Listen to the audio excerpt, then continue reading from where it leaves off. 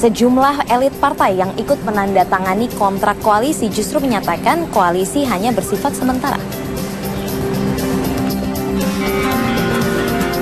Sejumlah elit partai politik yang tergabung dalam koalisi Merah Putih meragukan koalisi permanen akan berlangsung abadi atau permanen seperti namanya. Sejumlah pihak bahkan memprediksi koalisi permanen hanyalah manuver yang dilakukan tim ses Prabowo Hatta agar anggota koalisi tidak pindah haluan dukungan. Hal ini terlihat dari sikap sejumlah elit partai yang tergabung dalam koalisi Merah Putih yang mengusung Prabowo Hatta. Mereka justru berpendapat tidak ada yang permanen dalam koalisi. Benar juga ungkapan orang bahwa di politik itu kan nggak ada yang permanen. Yang permanen kepentingan gitu ya. Jadi kalau ada suara setelah tanggal 22 akan bisa ditinjau lagi, menurut saya bisa benar, bisa tidak. Proses konstitusional di dalam mengambil keputusan merapat atau melakukan koalisi permanen itu tidak benar. Jadi salah prosedurnya nggak ada, gitu, ya kan? Siapa tahu kalau dibawa dalam prosedur kemudian disetujui, apa boleh buat itu dilakukan. Tapi ini tidak dilakukan. Sehingga dengan demikian kami mengatakan, sebagian besar dari kami mengatakan itu tidak ada. Setelah P3 dan Golkar bersikap mendua, kini giliran Partai Demokrat yang memberikan sinyal merapat ke kubu Jokowi JK.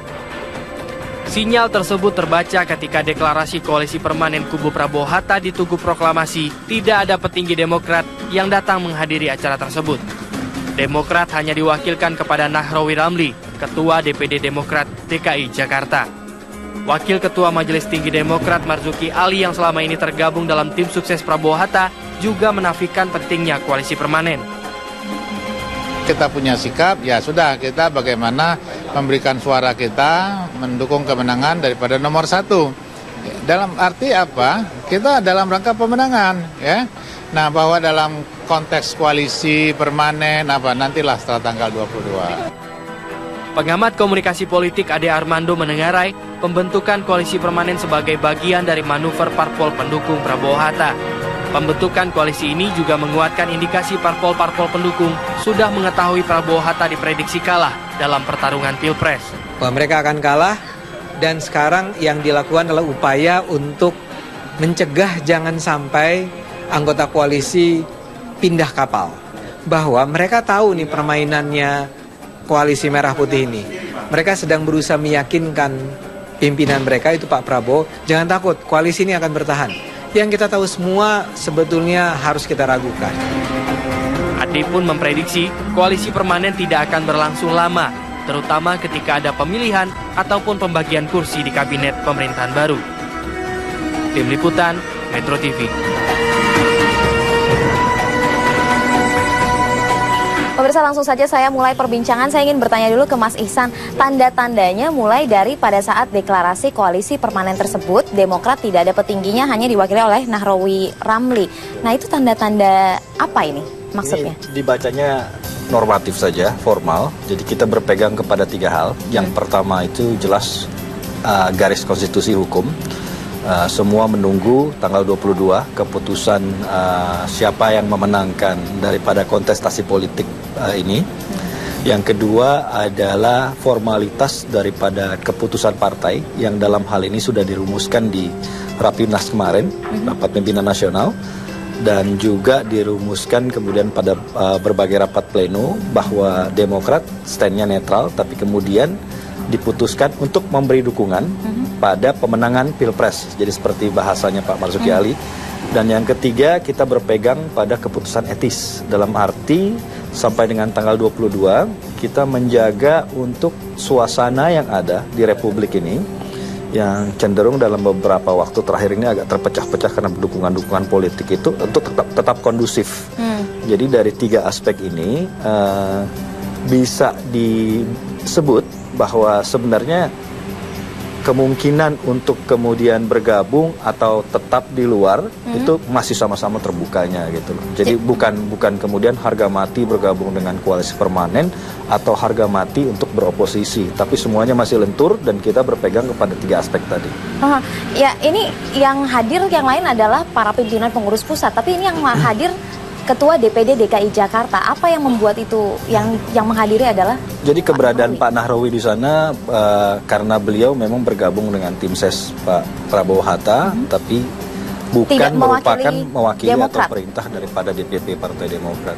Oke, nah Anda tadi sempat dinyatakan bahwa kami fokusnya adalah untuk pemenangan. Setelah tanggal 22 Juli kita tidak tahu apa yang akan terjadi. Apakah itu mengisyaratkan bahwa jika pasangan Jokowi JK yang menang, ada kemungkinan juga akan merapat ke Jokowi? Ini dalam politik ini ya kita berpegang kepada 3 hal tadi. Jadi yang pertama etis, yang kedua adalah normatif dan legalitas. Jadi kalau misalnya ternyata dalam keputusan partai, keputusan resmi partai nanti diputuskan untuk bergabung dalam pemerintahan, tentu harus ada mekanisme formal yang dilakukan. Saya nggak tahu bentuknya apa, tapi tentu tidak bisa semena-mena kemudian membalik arah atau bergabung, merapat atau apapun istilahnya. Jadi kita tetap berpegang kepada yang pertama garis etis, garis konstitusi, dan yang kedua formalitas partai. Formalitas dan garis konstitusi, Mas Jayadi, Anda melihat ini sebagai betul Partai Demokrat berupaya untuk berjalan di jalurnya, atau ini sikap malu-malu, abu-abu, atau seperti apa? Anda bisa komentari, namun kita harus jeda terlebih dahulu, kita tahan dulu. Pemirsa, kami masih akan kembali setelah jeda, tetaplah bersama Bincang Pagi.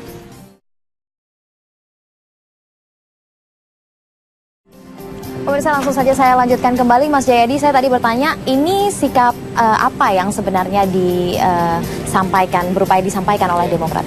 Jadi saya kira gini ya, saya kira berdasarkan hasil quick count yang kredibel, para partai-partai politik ini sudah mulai bisa memperkirakan, juga berdasarkan hasil real count masing-masing kan, mereka sudah bisa memperkirakan kemana arah tanggal 22 itu, ya, kalau tidak ada aral melintang. Jadi masing-masing ini mencari exit strategi gitu.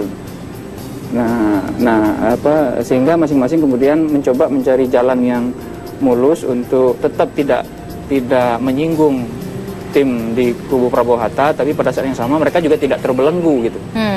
Tidak terbelenggu oleh keberadaan di sana. Jadi dari sisi koalisi itu kan memang kalau kita perhatikan, koalisi itu kan ada 2 jenis ya. Satu koalisi untuk pemenangan presiden, lalu yang kedua koalisi untuk pembentukan pemerintahan atau pelaksanaan pemerintahan. Nah sekarang koalisi permanen ini kan kurang jelas maksudnya. Kalau koalisi untuk pemenangan presiden sudah selesai, ya? Lalu berarti kan koalisi untuk pembentukan dan atau menjalankan pemerintahan. Tapi kalau koalisi itu yang dimaksud kan belum diumumkan siapa pemenangnya. Jadi memang itu menimbulkan ketidakjelasan sehingga banyak spekulasi. Nah menurut saya masing-masing partai melihat itu sebagai upaya untuk membelenggu mereka di dalam, tapi tentu saja partai-partai ini tidak mau. Jadi, dan mereka masing-masing mencari exit strategi untuk memikirkan langkah selanjutnya yang lebih cocok dengan langkah yang dilakukan oleh Partai Demokrat itu salah satunya adalah untuk itu, tidak. Saya kira ya itu tidak terbelenggu, tapi juga tidak menyakiti hati. Iya betul. Saya kira itu yang saya baca ya, dan mereka sedang mempersiapkan, sedang melihat situasi bagaimana ke depannya. Ya tentu nanti kita bisa bicarakan apa keuntungan bagi masing-masing partai termasuk Partai Demokrat kalau misalnya bergabung dengan pemenang atau misalnya tetap berada di luar pemerintahan, itu nanti bisa kita bahas lebih lanjut. Mas Arya Bima, kalau dari PDI Perjuangan sendiri sudah ada statement dari Wasekjen Pak Hasto dan juga Anies Baswedan yang membuka komunikasi politik dengan Demokrat. Nah ini yang menginisiasi komunikasi adalah PDI Perjuangan atau bagaimana ini sebenarnya? Yang tahu ya Pak Hasto sama Mas Anies sendiri. Mas Anies. Ya. Tapi saya melihat mengomentari manuver Partai Demokrat bicara soal koalisi permanen, saya melihat memang dari segi histori susah itu ngomong koalisi permanen ini nggak ada dalam sejarah Republik Perpolitikan Nasional kita itu pernah ada yang namanya koalisi permanen. Ya. Secara historis di dalam sistem kepartean kita. Yang kedua, secara empiris memang Demokrat sangat merasakan itu bagaimana porak-porandanya. Yang terakhir adalah sekretariat gabungan partai koalisi itu memberikan support di dalam pemerintahan SBY. Yang mana kalau itu kita lihat support itu dari koalisi permanen di sekretariat gabungan selama 5 tahun terakhir itu betapa Demokrat merasakan ya tidak adanya suatu fungsinya kerja, fungsi nyata yang terukur baik dalam hal-hal kinerja yang sukses maupun hal-hal yang mungkin harus menjadi backup dari pemerintahan SBY dengan adanya koalisi permanen di DPR ya, karena masing-masing partai kita lihat pada saat keputusan-keputusan politik pemerintahan SBY itu butuh backup politik, satu sama lain kadang justru saling memberikan bentrok. suatu Halangan begitu ya. suatu hambatan kalau di dalam hal-hal yang menyangkut kinerja positif, klaimnya juga masing-masing partai, tidak klaim dari sukses pemerintahan. Gitu ya? Oh, oke. Jadi saya lihat memang tepat pada saat Demokrat mengambil posisi untuk tidak masuk dalam koalisi permanen karena pertimbangan secara itu. historis kepartean di Indonesia juga tidak pernah ada. Tapi dalam artinya, sistem parlementer pun pernah kabinet itu berganti-ganti karena memang koalisi di parlemen yang tidak pernah permanen. Gitu. Anda melihat jika Demokrat kemarin itu tidak hadir, itu membuka peluang juga untuk merapat ke pihak Jokowi JK atau tidak? Ditangkap oleh PDI Perjuangan sendiri? Ada kecenderungan ya, ada kecenderungan bahwa kalau koalisi dalam artian sebenarnya kan harus tidak hanya didasarkan kepentingan. Ya memang yang paling abadi kepentingan, tapi di atas kepentingan kan nilai dan ideologi. Ya. Ada suatu dasar ideologi sebagai partai nasionalis di dalam melihat kompleksitas bangsa sekarang ini maupun ke depan kan sebenarnya tidak terlalu sulit untuk mencari titik temu hal-hal apa yang dirumuskan dalam platformnya Joko Widodo dan Yusuf Kala karena bahkan Joko Widodo pun pernah menyampaikan kepada Yusuf Kala hal-hal yang positif di dalam pemerintahan SBY pun juga itu yang harus diteruskan. Hal yang kurang akan ditambahkan dalam program-program Yusuf Kala. Komunikasi dengan pihak Demokrat sudah terjalin. Anda kabarnya sudah bertemu dengan Syarif Hasan, betul atau tidak? Ya, saya kan pimpinan Komisi 6 ya. Oke. Sebagai pimpinan Komisi 6, Pak Syarif Hasan sebagai Menteri Koperasi, banyak hal yang kita bicarakan menyangkut masalah politik anggaran yang termasuk persiapan rencana anggaran 2015. Di luar itu soal politik di luar itu kedepannya? ya ditambah-tambahkan namanya juga atmosfernya itu. Ya. Jadi sudah ada perbincangan soal ini, merapat begitu sudah ada? Ya saya tanya bagaimana Pak Syarif selaku Wakil Ketua Umum. Ya. Tentunya ya membawa pesan-pesan teman-teman juga situasi tanggal 22 nanti supaya kondusif dalam pengertian Pak Syarif sebagai pemimpin partai yang juga dekat dengan Pak SBY tentunya keinginan kita akan menjaga situasi ini kondusif, bagaimana demokrasi yang kita maknai dengan Pilpres ini lebih mempunyai sesuatu nuansa yang sekarang kok seolah-olah kita ini ada sesuatu yang head to head. Ya, apakah itu hanya sekedar elit atau massa, karena di tingkat massa itu sebenarnya tidak terjadi. Ya, antara Demokrat, antara Golkar, antara PKS, antara Gerindra, pemilihan lurah, pemilihan bupati, pemilihan gubernur, koalisi yang cross cutting affiliation dan loyalty di bawah itu sebenarnya sangat kohesif, sangat terjadi dan tidak ada suatu hal yang dikhawatirkan. Tapi di elitnya ya? Ya menurut saya di elit. Nah, maka apakah elit sudah ini ada? harus ketemu. Nah, itu elit ini harus duduk. Sudah gitu. dimulai dengan pembicaraan tadi, walaupun katanya tadi masih membicarakan soal bangsa, tapi apakah ada pembicaraan-pembicaraan lain di belakangnya nanti akan dielaborasi. Nah, pertanyaan lain juga sebenarnya jika memang ada pembicaraan untuk saling merapat, kita tahu sejarahnya bahwa PDIP dan Demokrat selama ini bermasalah untuk bergabung karena ada sejarah antara Pak SBY dengan Ibu Mega yang kurang harmonis. Nah, apakah ini akan melebur tembok-tembok yang ada? Kita akan elaborasi lebih jauh setelah jeda berikut. Pemirsa tetaplah bersama kami di Bincang Pagi.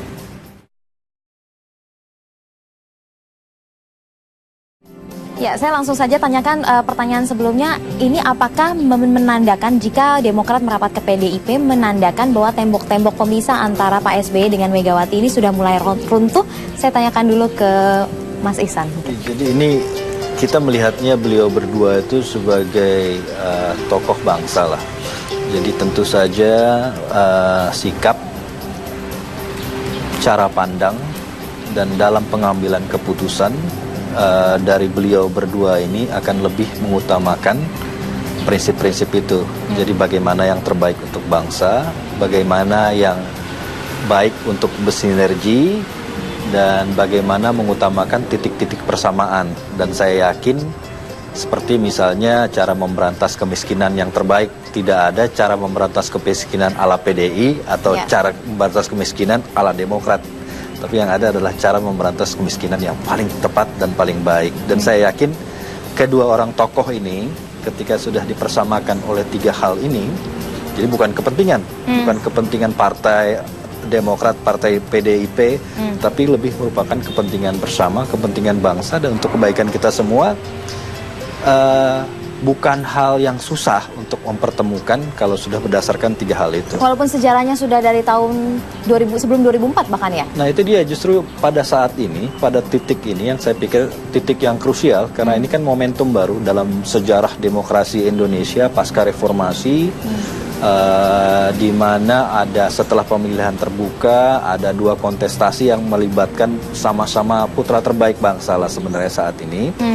Tapi kemudian dihadapkan pada kondisi seperti ini yang membutuhkan tokoh-tokoh ini untuk turun kembali, dan saya yakin apa yang kita harapkan sama-sama itu bisa terjadi. Jadi mungkin saja rekonsiliasi. Kalau Anda dari PDI Perjuangan, Mas Arya Bima melihatnya seperti apa?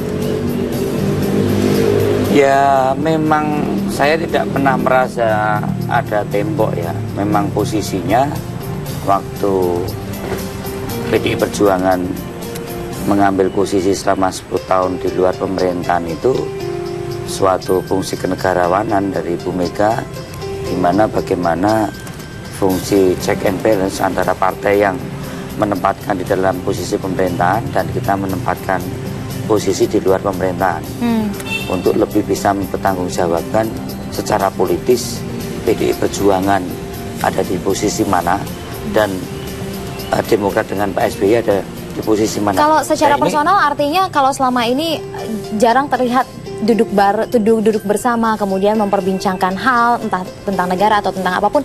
Ini secara personal ada sejarah yang selama ini dinilai kurang harmonis.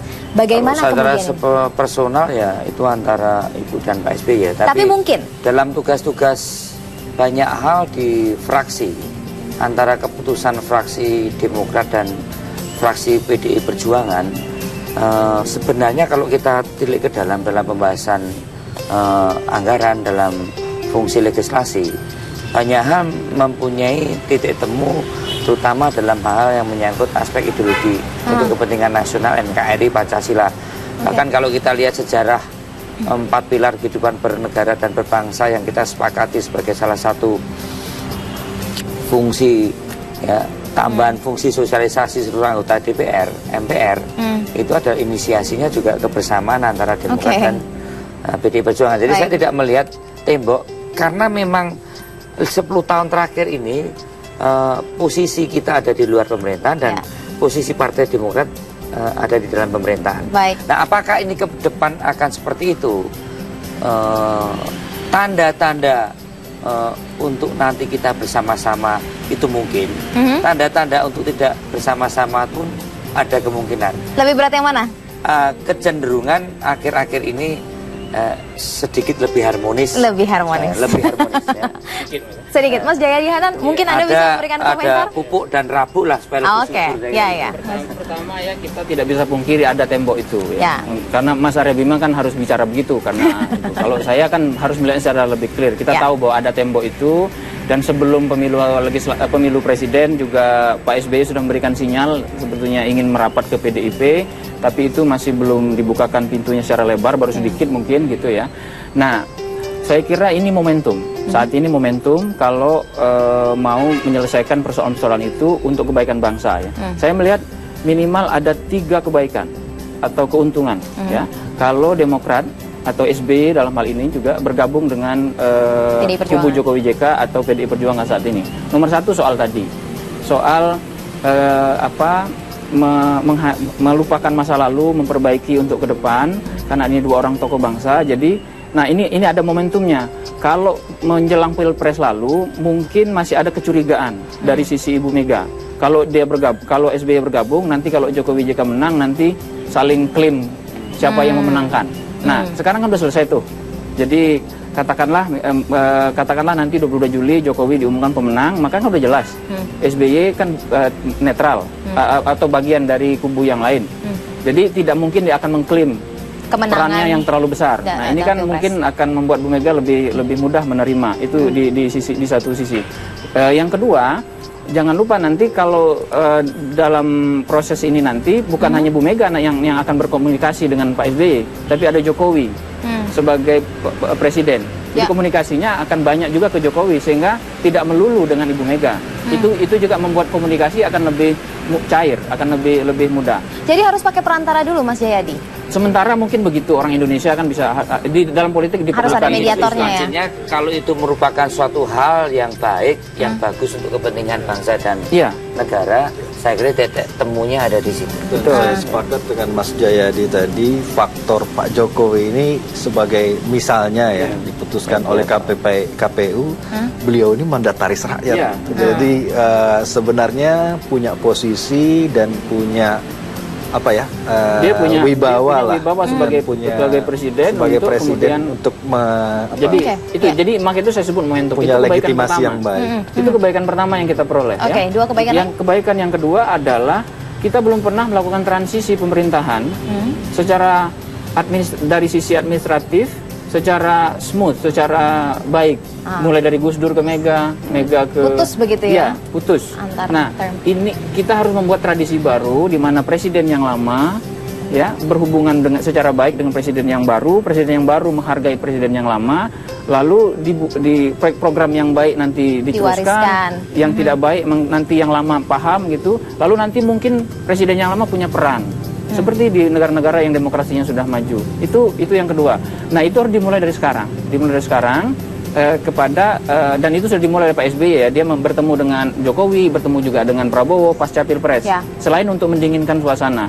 Itu yang kedua. Membangun tradisi baru dalam transisi pemerintahan. Nah yang ketiga, kalau Demokrat bergabung ke kubu PDI Perjuangan atau kubu Jokowi JK, itu secara taktis secara strategik politik itu cukup menguntungkan untuk ke depan, baik bagi Demokrat maupun bagi PDI Perjuangan atau bagi Jokowi JK. Begini, harus diakui bahwa konfigurasi kekuatan politik dari Jokowi JK kalau mereka menang itu kan di parlemen kurang dari 50%. Mereka memerlukan sekitar mungkin koalisinya 207, jadi perlu sekitar 70-an, perlu 80-an kursi lagi. Itu artinya memerlukan. Nah, sekarang di mana sumber dukungan itu kan di kubu yang sekarang berada di Prabowo Hatta. Ada di situ kalau kita bagi ada dua jenis partai. Partai besar, partai menengah, kecil menengah. Mau pilih mana? PDI Perjuangan atau Jokowi JK? Milih langsung partai besar atau milih yang kecil menengah? Kalau milih partai besar, mintanya banyak. Nah, saya sebut saja langsung partai-partai yang sudah Golkar sudah memberikan sinyal, kemudian P3 juga memberikan sinyal. Demokrat masih malu-malu tapi semuanya memberikan sinyal. Yang masih agak malu-malu PAN. Jadi kalau langsung ke Golkar, maka mintanya banyak. Pasti itu. Apalagi Golkar pinter mainnya kan. Lalu kalau dengan yang misalnya dengan yang lebih kecil, tentu saja mintanya tidak akan terlalu banyak. Nah, menurut saya akan lebih menguntungkan secara strategik politik ke depan bagi pemerintahan ini kalau bergabung dulu dengan yang kecil, sehingga kalau yang besar bergabung belakangan maka tidak bisa meminta terlalu banyak yang minta. Nah itu penting karena Jokowi JK berjanji bahwa kabinet mereka ke depan itu akan lebih banyak bersifat zaken, akan lebih banyak diisi oleh para profesional. Itu berarti mereka harus betul-betul, tapi pada saat yang sama mereka memerlukan dukungan di parlemen. Dan dukungan parlemen itu tidak bisa diabaikan dan sudah ditunjukkan. Jokowi JK cukup kerepotan dalam Pilpres karena dikeroyok dengan partai-partai lain yang ternyata mereka bisa itu. Kalau Mas Jayadi melihatnya prioritasnya adalah kalau yang menurut pengamat lihatnya Demokrat dan P3 belum ke Golkar karena Golkar permintaannya mungkin akan banyak jika merapat ke PDI Perjuangan. Bagaimana komentar dari PDI Perjuangan nanti saya akan tanyakan ke Mas Arya setelah jeda berikut ini. Pemirsa, kami akan segera kembali. Kembali bersama Bincang Pagi, pemirsa, saya ingin bertanya ke Mas Arya. Tadi kalau sudah ada analisanya, skala prioritasnya mana? Ambil partai menengah kecil dulu, baru partai besar. Sudah ada skala prioritas di PDI Perjuangan? Ya, kita melihat anggapan dasar dari kerjasama yang dibangun Jokowi Yusuf Kala ya. Yang pertama, tidak didasarkan atas transaksional kekuasaan. Ya. Tapi lebih bagaimana menyamakan ideologi platform yang ada dari apa yang disepakati partai-partai saat mengusung itu. Saya kira itu yang lebih awal akan dibicarakan. Maka tadi partai-partai yang segaris ideologi itulah yang paling mudah untuk diajak berbicara lebih awal daripada sekedar kalkulasi-kalkulasi politis yang tadi memang politik real dalam kuasi presidensial ini. Parlemen masih mempunyai suatu kewenangan yang luar biasa. Bukan berarti tidak dihitung, tetapi itu tidak hal yang diutamakan sehingga kesannya nanti terlalu transaksional. Substansi yang lebih dikedepankan adalah bagaimana persoalan bangsa ini yang dari A sampai Z ini kita sepakati bareng-bareng dan bagaimana kita selesaikan bareng-bareng yang tentunya kerjasama ini yang dikerjasamakan apa? Pekerjaan untuk rakyat itu. Tapi pembicaraan dengan partai-partai yang sudah melakukan pendekatan, sudah terlihat mana yang ideologinya sudah lebih nyambung begitu sekarang? Saya kira itu menjadi sesuatu yang utama. Dan sudah saya terlihat juga tanyakan pada teman-teman ngapain kita ada pendekatan. Memang yang lebih diutamakan track record politik tentunya ya. Dan tentunya adalah dari ideologi yang dari awal Ibu Mega katakan adanya semacam ini ya kan. Jadi sudah terlihat Golkar atau Demokrat atau yang mana?